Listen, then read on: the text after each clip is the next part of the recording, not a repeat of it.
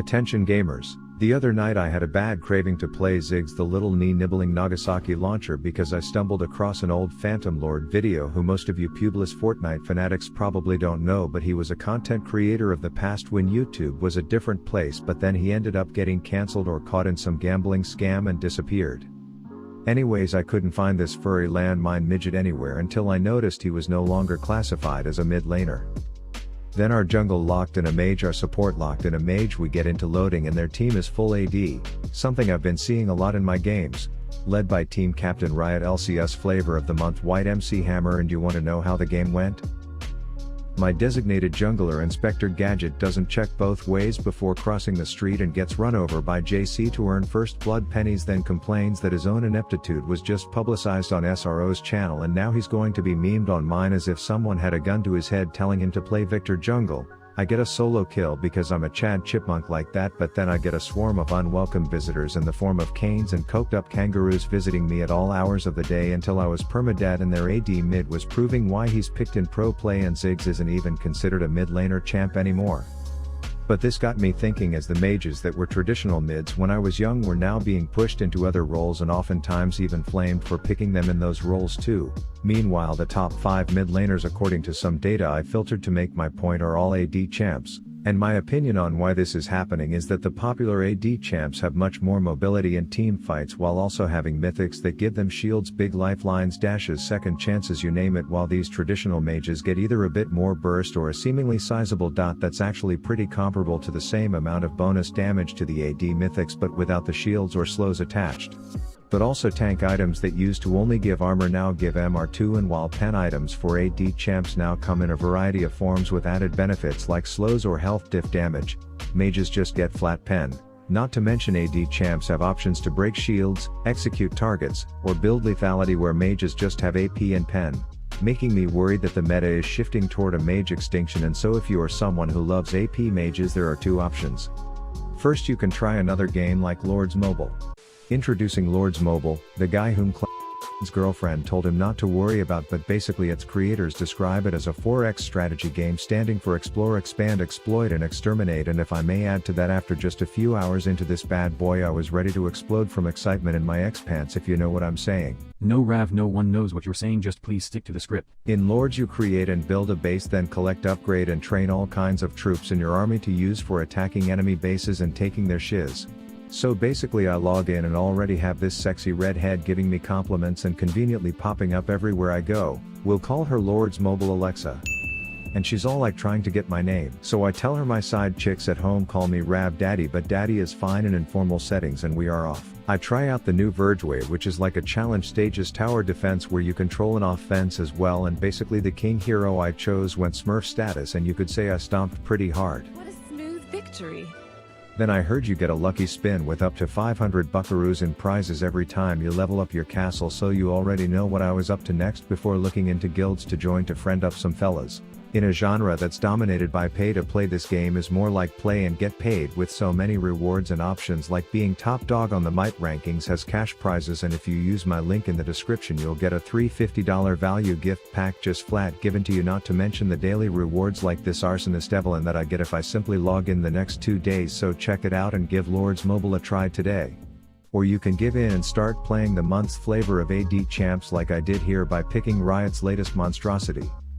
The Broken Bopper from Bollywood, aka the champ that seems like a Riot employee asked their 4-year-old kid if he could have any superpowers what would they be, and the kid said, I want a Lucian passive plus a shield plus infinite mobility, plus a stealth, plus a Caitlyn ult plus the ability to resurrect my teammates. And the Riot dad was just like, okay, we will name him Akshan and sell hella skins because this is obnoxious, but hey, it made it to live and you are about to see exactly why this is what's dominating the mid lane meta.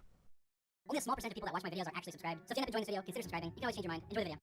Okay, full disclosure, this is like the second time I played this unemployed Aladdin. I made a booger Bollywood grasp tank video and popped off the first time I played as broken ass, then hung up the hat and called it a work week with dignity, but I believe my lack of experience will only help me make the point that certain mid lane meta champs are much easier to perform with than others. So when this ginger spin slut makes the mistake of thinking she's allowed to farm in this lane, I get a buy one get one free auto attack special, then hit an Indiana Jones rapid fire dad ass combo before lighting her on fire, knowing that her Q, W and E are not stop, drop and roll, so she be dead to that fire.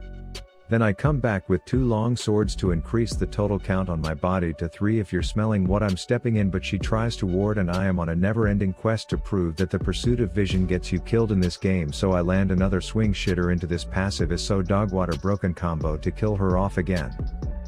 Side note, this is still League of Legends, as my top and jungler already have a fostered deep hatred for each other and their elo inflated sword simp already has 4 kills not even 8 minutes into the game.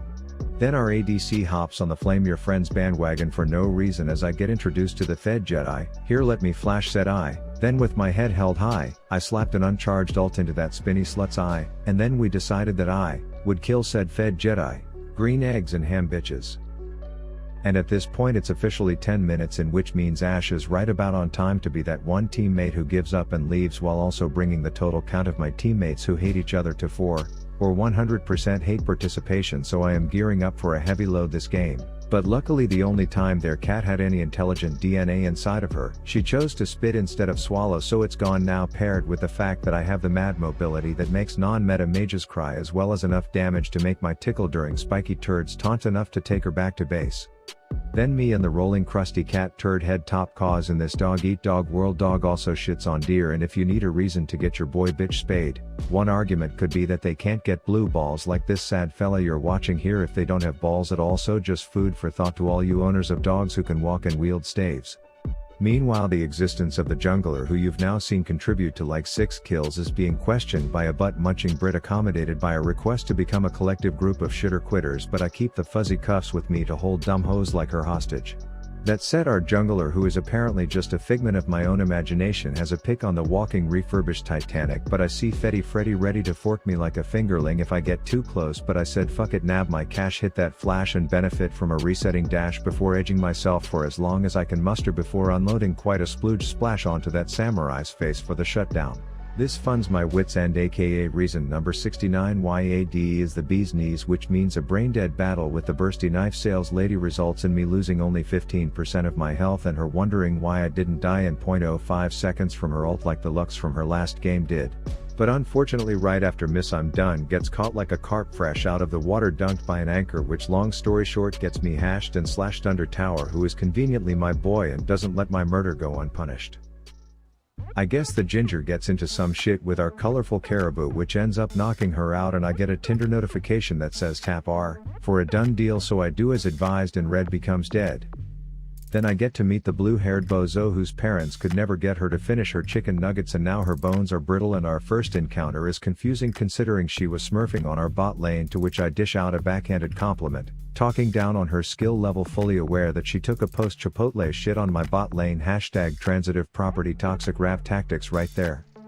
But up north, staff slapping Susan is pushing so far up you'd think she's the next Victoria's Secret bombshell bra, so I head over, provoke a swollen Susie, which scares me, but my mom always said, Rav, they are more scared of you than you are of them, you dumb shit. So I chase, and sure enough, a mom is always right. Thanks for the 450, and for opening your legs in 93 girl, cause that's why we here. Okay, season 11 pop quiz. Who wins? 1 Nasus or 3 marksman? If you answered 1 Nasus, then I just jebaited the shit out of you, because you should know that one of those 3 marksmen was released in 2021, meaning nothing beating that beach, which was the precedent set in the season 11 hearing titled 200 Years Your Honor. Then an iron level idiot festival commences a ram style mid lane, and as fed as I was, I needed to remain fully aware of the lack of mechanical skill I possess both on this champ and in general in this piss pit of a game, so I hang on the outskirts like the awkward video game introvert who got forced into going to a frat party but he gets overextended, so I called the 8-eyed ophthalmologist who says overextended 8-eye syndrome is terminal, so I euthanize immediately. This leaves 2 of us dead to their 1, but everyone on their team is left low and in 1-shot health range, which is a joke because Jinx is full health omega lol, but I swing shitter an eye on the prize until the prize flashes, so backup plan to phone it in to work today comes out, which is just as effective as going into the office apparently, as Snoop Dogg goes down leaving it to me against 2, but what they don't know is I built full damage Akshan, which means I won't take any damage, but they sure as hell will, and I clutch so hard Kate Spade be real quiet all of a sudden. Fast forward a bit and I get into another swing off with Susan hilariously confused that I am a marksman yet not afraid of a late game woofer before I call up Kate and ask if we want to Lana Rhodes 2 aces up his a-hole at once, and damn, I'm just glad we were filming. Oh, and our dumb doe got samurai slashed hard, but I wanted to highlight that within seconds my extremely balanced passive of 1 ability fully cured her moron mortality. Then we catch Skinny Winnie with the minigun alone, so she gets to sit in timeout the next fight, which consisted of me making this red buff my little bitch, my team getting caught out, and then me swinging in like the synth magnet hero I am to get a 2-for-1 Indiana freaking Jones Res Lilia for the 10th time combo for some cash.